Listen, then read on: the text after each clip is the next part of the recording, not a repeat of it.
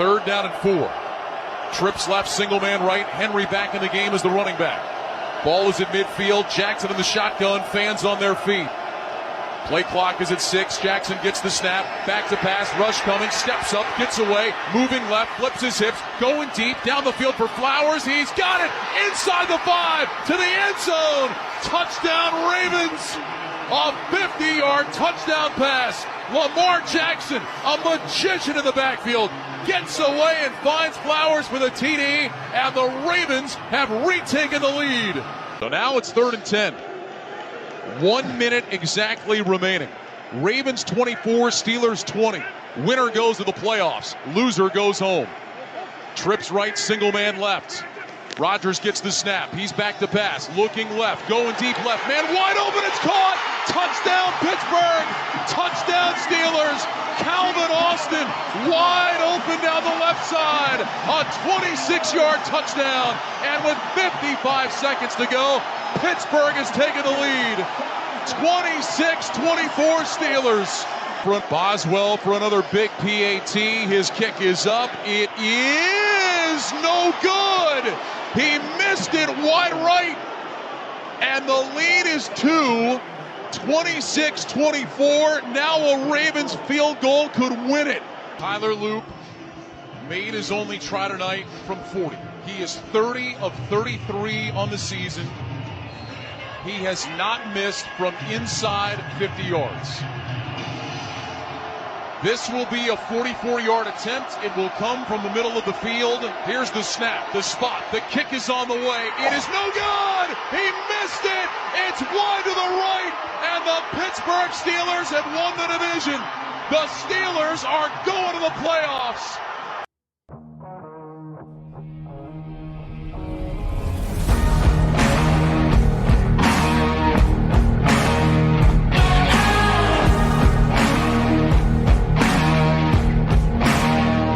You just can't make that stuff up. Ravens Steelers with an unbelievable finish to the season on Sunday night. A wild fourth quarter, a wild second half. We'll talk about it. We'll talk about the Jets. No interceptions, just a disaster of a year. The Giants are keeping Joe Schoen. Big mistake, but a good finish, a strong finish to the season, and the rest of the playoff matchups and everything going on right here on Locked Up Sports. Ryan Radke, Mike Golick on the call. Westwood won yesterday, last night, and just a wild scene in Pittsburgh as they survive. I mean, listen, you got to feel bad for the kicker, the rookie. He hadn't missed inside 50 all year. He was 33. He was 30 of 33 on the season. He was just one of the best kickers in the game, and he just pushed it right. And that's what the pressure will do of a situation like that. And that's why Vinatieri's going to the Hall of Fame, because he did it in the Super Bowl and he made the kicks every time. And just a wild last, I'd say like 7 or 8 minutes. And when, where else can we start except right there? And it's just a ridiculous finish to the game. I mean, Lamar Jackson too. It's a shame for the Ravens too, because the Ravens finally looked like the Ravens that we all thought that a lot of people thought was going to go to the Super Bowl this year, that a lot of people thought would win the Super Bowl this year, and Lamar Jackson got hurt. This was the first time he really looked like Lamar Jackson again, because he was every bit the 2-time MVP that we know him as, not what he was. He was a shell of himself during this season, and it was just the play he made right here in this one that we're watching. If you watch it on YouTube, this play that he made was incredible to get out of that sack and to get down the field when he decided he could have had a first down by running the ball, but he decided nope. He saw his guy running free, and listen, the defense has left a lot to be desired here in this game. I mean, it just blown coverages all over the place in the Steelers secondary, in the Ravens secondary. Although the Ravens, the defender, the cornerback, fell down on the tying touchdown, and then he misses the kick, and just great play after great play after great play. I mean, it was the fourth down might have been the best catch. The fourth down on the drive where they missed the field goal, the Ravens. I mean, that throw was high.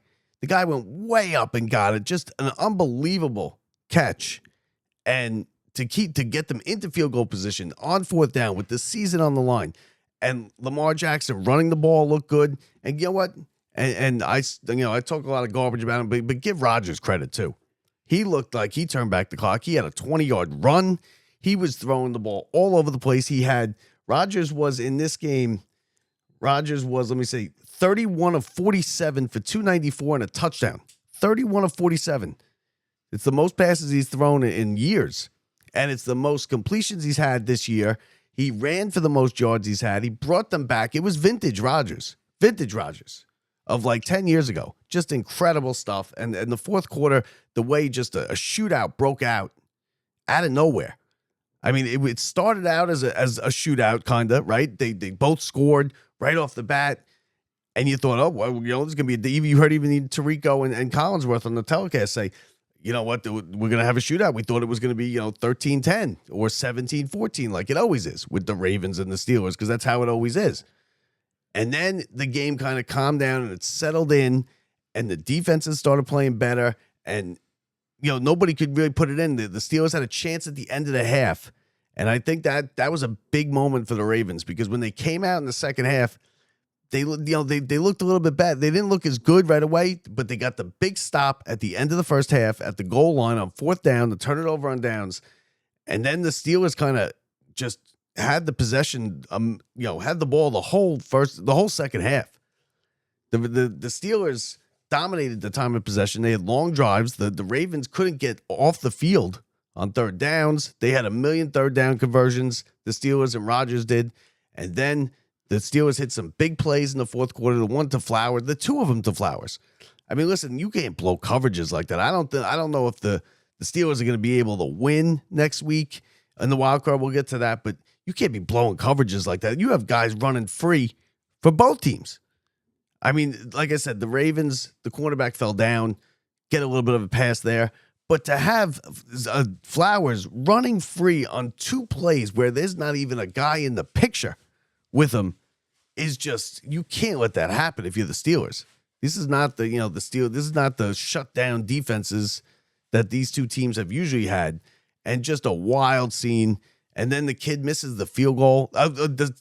Even before that, when he missed that extra point, you kind of thought, oh, okay, that's it. The Ravens, and you know what? I would have liked to see the Ravens get in to the playoffs, because I think they could do a little damage, because now Lamar Jackson is healthy and he's playing good. You got Derrick Henry in consecutive games with just monster games. Another monster game yesterday. Henry had 20 carries for 126 yards. He had 206 yards the week before. You got Lamar Jackson back playing well. I think they could have done damage. I don't know if Pittsburgh is going to. I don't know if they're going to be able to win their game, their wild card game. They play the Texans in Houston Monday. It's the Monday game, which listen, we'll talk about it, but I hate the Monday game. I don't think it's fair that there's a Monday wild card game. I know, why not just have 3 on Saturday and 3 on Sunday? Like, why do you got to have a Monday game? It's not fair. It's because now they're going to get a short week. I know they're going to put them on Sunday, the late game on Sunday, whoever wins that game. But I mean, that Monday, you get a short week. You don't have a Monday game in the last week of the season for this very reason, because you don't want teams going in with a disadvantage in a short week. These guys are going in with, both of them, with disadvantages in a short week, less time to prepare. But, oh man, what a game, what a finish. And I'll tell you what, the NFL has delivered here in the last month. With some of these finishes is just incredible. The Seahawks game, the Bears game, and you're going to get a rematch there. This game, just unbelievable finishes, edge of your seat type stuff with comebacks, unbelievable comebacks, wild plays at the end, the field goal being missed, the extra point missed by the Packers. I mean, Gainwell hadn't missed an extra point in years. Not Gainwell, I'm sorry. Boswell hadn't missed an extra point in years. It was his first missed extra point of the season, obviously. And you thought, that's it. You thought with 3 timeouts, the Ravens will be able to get into field goal range. Then they get a long kickoff return on the ensuing kickoff right around like midfield. They only need like 10 or 15 yards. Then stop. 3 plays in a row. And you're stuck with a third down, and a big third down, and Lamar Jackson floats the ball high. The receiver goes up there, and he makes a spectacular catch. put him in field goal range, give him the first down. They call a timeout. There's 12 seconds left. They run it down to 2 seconds. And then their automatic kicker loop comes out and he just pushes it right. And you feel bad for the kickers. You really do, because it's all or nothing for these kickers. And one of the kickers was going to be the GOAT in this one. It was either going to be Boswell for missing the extra point, or it was going to be Loop for missing the kick at the end. And it turned out he's a rookie, and he pushed it right. The pressure got to him. That's what happened. So unbelievable stuff there in that night game to finish off the season. It was a playoff game. That's what it was. I mean, you call it whatever you want. That was a playoff game, and just crazy stuff. Now, rest of week 18. Listen, we'll do the Jets and the Giants. I got issues with both of them. I think the Giants. We'll start with the Jets, because the Jets. The fact that the Jets aren't fired, neither the Jets or the Giants are firing people that deserve to be fired just as much as anybody that will be fired or can be fired in America. Aaron Glenn, the Jets completed a season that was just horrendous. The last 5 games, here were the scores of their last 5 games. They lose to the Bills yesterday, 35-8. They lose to the Pats, 42-10. They lose to the Saints 29-6, and they lose to the Jaguars 48-20. Now that's non-competitive football. And this coach he's coming out there and he's telling you it's getting better. He's telling you they're building something. They're not building anything. It's not going to get any better next year. This was his first season. He was terrible. He has no clue what's going on, Aaron Glenn. And for them to bring, and I know you don't want to fire a coach, first year, maybe he gets things together. Maybe he just had no players and they weren't a good team. He had no quarterback. And yeah, I know if you have no quarterback, you're not going to do anything. But just every aspect of the game, all 3 phases of the game, except for special. I'm sorry, I shouldn't say all 3 phases. Offense and defense were garbage, terrible. The special teams were decent. Jets had some big returns. They won 1 or 2 of those games strictly on the special teams. And they should have won another one when they blocked the field goal, went down, scored the touchdown, and then gave up a game-winning field goal on the other end with no time left. The Jets weren't in any of these games. These were non-competitive. This was non-competitive football against teams that aren't even great. Like the Saints aren't great. And you want to look at it, what the Jets should be, how they should have grown during this season. Look at the Saints, right? The Saints weren't a good team. They were a bad team. But over the season, you could see improvement. You could see growth. They went out there. They beat it. They beat both of the Bucks and the Panthers in the final couple weeks of the season. They improved. There's a marketable improvement from the Saints from week 1 to week 18. And you could see it. It's noticeable. That's what you need to see in the team. And the Jets just got worse. They were somewhat competitive. They weren't getting run out of the building every week in the beginning of the season. And then the end of the season came, and it was just, look at these scores, 42-10, 29-6, 48-20, and yesterday, 35-8. The Jets were down 35-0. The last 2 games against the Pats and the Bills, and I know that those teams are just so much better, were non-competitive. It's 28-0. It's 35-0. What are you doing? And Aaron Glenn's going in there saying, it's getting better. We're building a culture. You're not building anything. You were terrible. You got worse over the season. And I don't know. I don't know what to say. Woody's going to keep him. I guess he figures who's going to want this job. People will take it because there's only 30 jobs like this in the world. There's only 30 NFL head coaching jobs, and somebody would take it.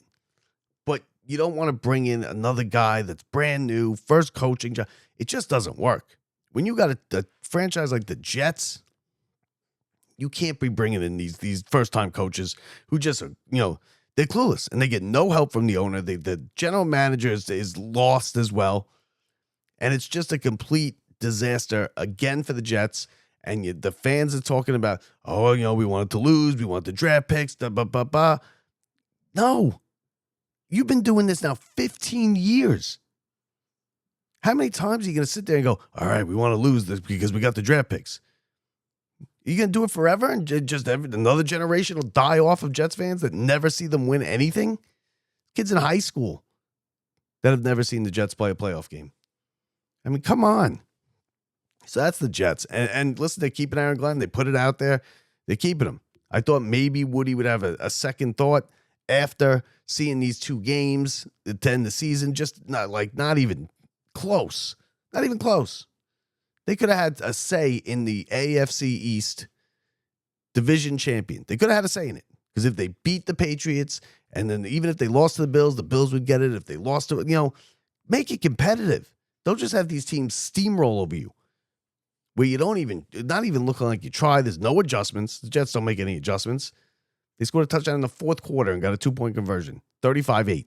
They were down 28-0 to the Pats at home a week before, and they just celebrated all over their field at the end of the game in just a complete blowout. So the Jets, listen, the Jets, they're the Jets, is what it is. That they are the Jets. As far as the Giants go, now listen, the Giants finished the season strong. They did. They played well in these last 2 games.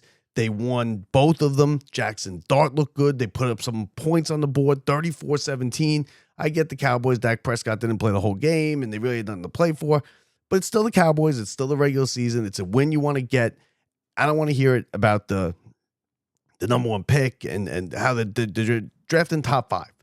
Top 5, you should get a good player. You should get a talent that you can start next year that could be a difference maker on the team. So I'm not someone who's sitting there going, oh, we gotta lose. I don't root against my team. Would have been okay to see them lose yesterday, but it's also better to build a winning culture and win some games and get these guys working together and get Jackson Dart playing like he did in the first half. When he went out with the concussion and he came back, he wasn't the same player. Now, I always said that he's going to be the quarterback for the future, of course, because we saw it in the first half of the season. You saw him play against the Chargers. You saw him play against the Eagles, win both those games. He was competitive. He had no weapons. He had nobody to throw to. I know Slayton got 1,000 yards and everything, but he had nobody to throw to. He had an interim head coach who just really didn't know what he was doing. He was in over his head. But Dart, now these last 2 games, you saw the team kind of come together a little bit, right? Started to mold together. They got 2 good wins. I know it was the Raiders, but this one was the Cowboys, and it's good to win. Get these guys knowing how to win football games. The Giants don't know how to win. That's part of the reason. Why do you think they're blowing fourth quarter leads all over the place in the first half of the season? The game against Denver, which should have never been lost. You know why? Because they don't know how to win. They don't know how to close out games. Well, you saw these last 2 weeks, they're starting to learn how to close out games, and that's a good thing. Probably just as good as the first pick. Probably maybe even more important because they're going to get Scatterboo back. They're going to get the receiver back. They're going to, the defense has still got some work to do, and the offensive line still needs improvement. It's just, and the special teams, don't get me started with the Giants special teams, but the offensive line needs to be improved. You get yourself a good offensive lineman in somewhere in this draft and someone who could start like a staple of your offensive line, that would be good. Because even yesterday, Dart got sacked 4 times. You can't get this kid killed. You can't get him killed out there. And if he's going to get slammed and hit every day and he's running around, he's not going to last. And you want him to last because he's talented and he's a good quarterback.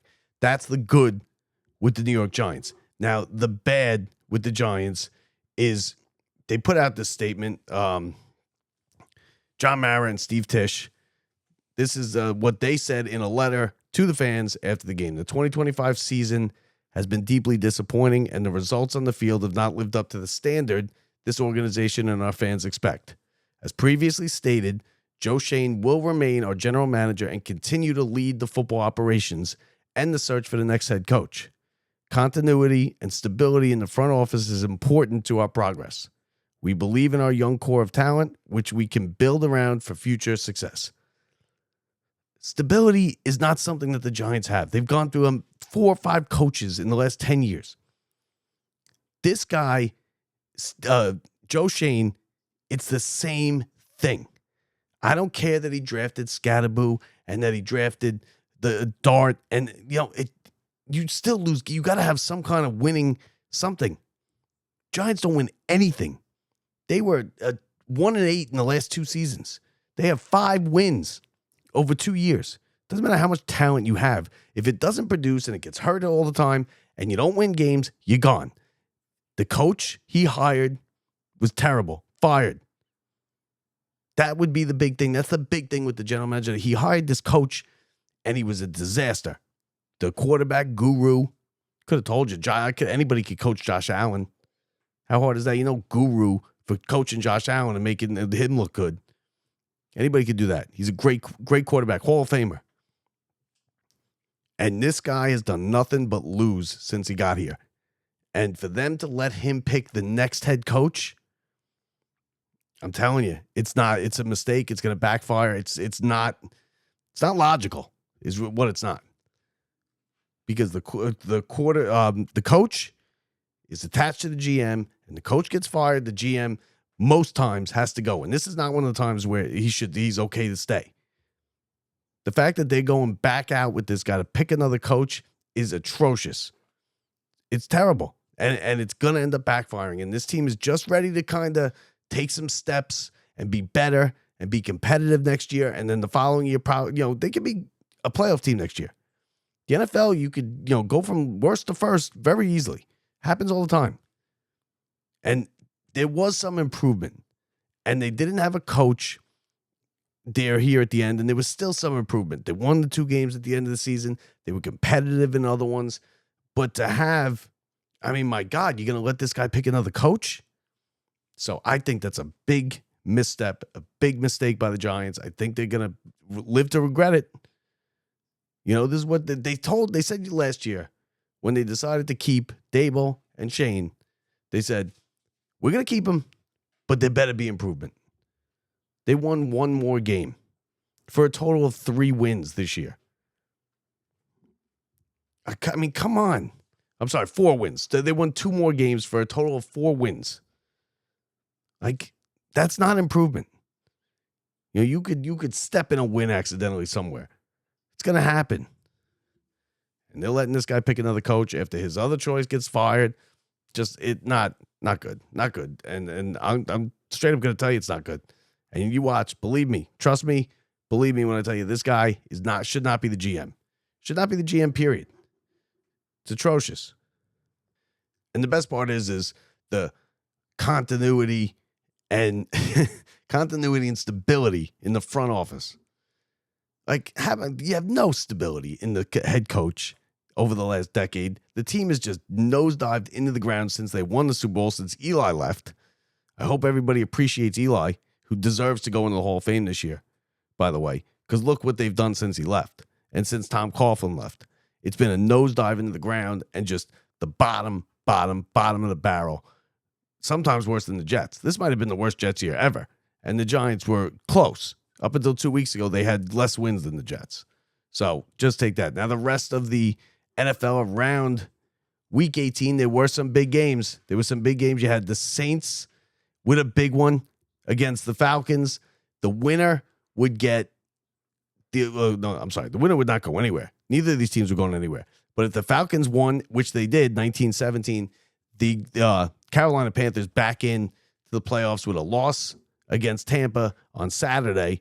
The Falcons come out and there's no other way that this division should have went, right? This is exactly how it should have went. They're 8-9. They're backing into the playoffs with 2 consecutive losses. 3 out of the last 4 games Carolina has lost. Tampa came in with a 1-7 in their last 8. Both of them were fantastic games. Don't get me wrong. Both games, the Falcons and the Saints played their asses off, which you want to see. You could tell they knew it was a meaningful game. They knew it mattered, that they were going to decide the winner of the division. Kind of sucks for the Falcons, is who out of the 3 teams, Falcons, Bucks, and Carolina, I would have rather seen the Falcons than either of the other 2. Now we get Carolina, the rookie quarterback. He played well on Saturday. Okay, fair. But the Falcons had Kirk Cousins. Maybe they could surprise somebody. But all 3, they finished tied at 8-9 atop the NFC South. The tiebreakers go whichever it was. I forget the second or third tiebreaker basically gets Carolina in. It's a shame for Baker, who played well in that game on Saturday, to get them to win and give them a chance. But listen, Tampa's got nobody to blame but themselves. They had they were 7-1 or something, and then just tanked. And they just like the Colts. Colts another one. Now the Colts at least have an excuse because their quarterbacks got hurt. Both quarterbacks got hurt. They got Rivers, who played great, but they got Rivers off the couch, off the high school field to come. And now people are talking that Rivers could be a coach. Good for him. And he'd probably be a pretty good one. But as far as this division goes, Carolina backing in is the only way it really could have went.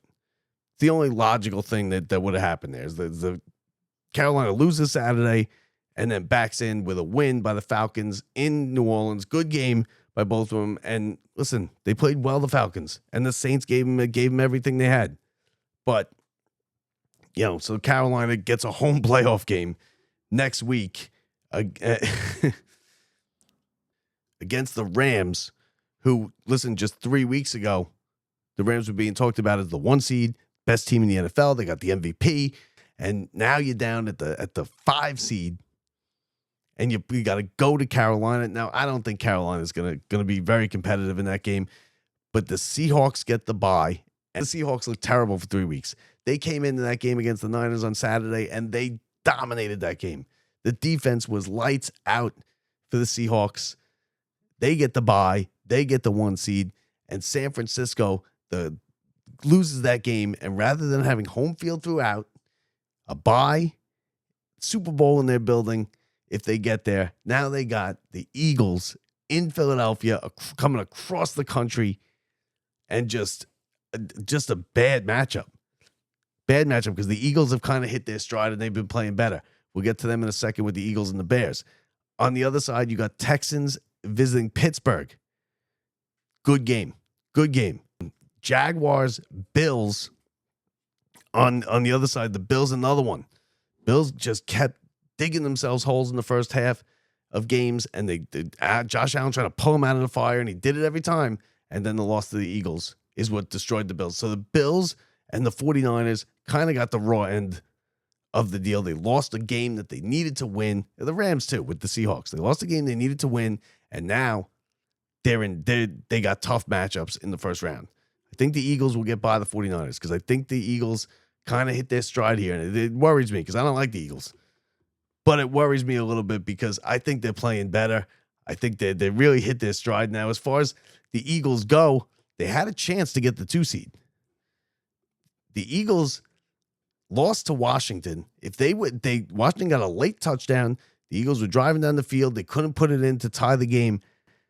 Bears will get a great. Listen, you got a great matchup there. Bears, Packers, a rematch of just 3 weeks ago where the overtime game with the fumble, onside kick, and just crazy stuff. The Bears lose, though, yesterday, but they get benefit. They were the better team. I think the Bears deserved the 2 seed over the Eagles. They were the better team for most of the season, and they get the 2 seed. They win their division, but the prize for that is the Packers coming in, and that's not going to be easy. Packers rest Jordan Love yesterday. They didn't play him. He's going to be fresh. The Bears are going to be the darlings of the NFC here. While you watch, everyone's going to be pulling for the Bears. They're the Lions of last year, right? They haven't been good in a while. They're now back in the playoffs. The Bears are going to be everybody's little rooting favorite here in the NFC. So listen, just a good, crazy Week 18 finish to the season. The NFL always deliver. Listen, you complain about how powerful they are and how they can't oversaturate the market enough. The more football they put on, the more viewers they get. 5 days a week. It delivered this year. And at the end here with these each week in like the last 4 weeks had just one of the games that it left you breathless. You had the Bears and the Packers with the overtime bomb and the fumble and the onside kick. You had the Rams and the Seahawks with just a crazy historical comeback. You had yesterday the Ravens and the Steelers, just an incredible back and forth fourth quarter, blown coverages all over the place. Yeah, but it was exciting. And then the 2 missed field goals. One of the kickers was going to be the GOAT. I mean, just crazy stuff. And it only is probably going to get better. And I love Wild Card Weekend. Wild Card Weekend is my favorite weekend of the playoffs. This is the way the Wild Card is going to go for next weekend. On Saturday, 4:30, Rams, Panthers. Okay, good time for that. probably the least desirable of the games. 8 o'clock, Bears, Packers. Prime time, Saturday night, must-see stuff. That's going to be a must-see game. Then on Sunday, 1 o'clock, Bills, Jaguars. And I think the Bills could make a run here, but it's not going to be easy because they're going to have to be on the road the whole time. Then at 4:30, Niners, Eagles in Philly. And then at 8 o'clock, Chargers, Pats. And I think the Pats could get beat. Chargers got an experienced quarterback. I think you know how I feel about Herbert. He's one of the best quarterbacks in the league. I think he's underrated. Watch out for the Chargers. It wouldn't be shocking if they won. That's at 8:30. And then, of course, the Monday game. Why not just throw 3 games Saturday, 3 games Sunday, and be done with it? You got a Monday game now. The last couple of years, I don't like it. I don't think it's fair. But the Monday, 8:30, Texans, Steelers, the good defense going up against Rodgers. So we'll see. Going to be a fun wild card weekend in the NFL. I can't wait to see it. Wild stuff last night with the finish of the Ravens and the Steelers. Just great stuff. Great stuff. So here we go. It's time for the playoffs. Jets and Giants, like I said, I mean, get out. I can't anymore with these two teams. How you bringing back Aaron Glenn and how you bringing back Joe Schoen is mindless to me. But that's we can get into that later. It's time for the playoffs. It's playoff time. It's wild card weekend starting this weekend. Brett and I will be here with you. Thanks for watching. Thanks for listening. Don't forget, rate, review, and subscribe. Every little bit helps. We'll talk to you later in the week, everybody. We'll get you ready for the wild card weekend. From the Brian Gunzel Studios, I'm Bob Walters. See ya.